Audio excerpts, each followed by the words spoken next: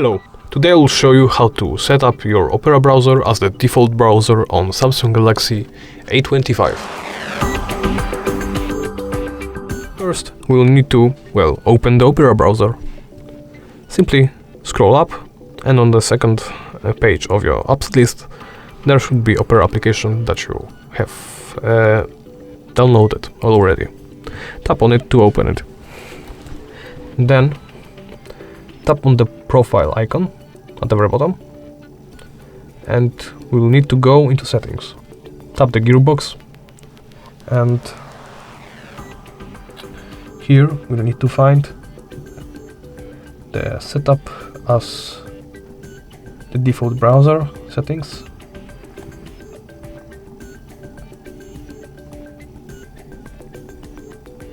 Here it is, browser settings, and then default browser, tap next, change to Opera and set as default. And now when you open any link on your phone, it will be opened by the Opera browser. Thank you for watching, and please remember to comment, like and subscribe.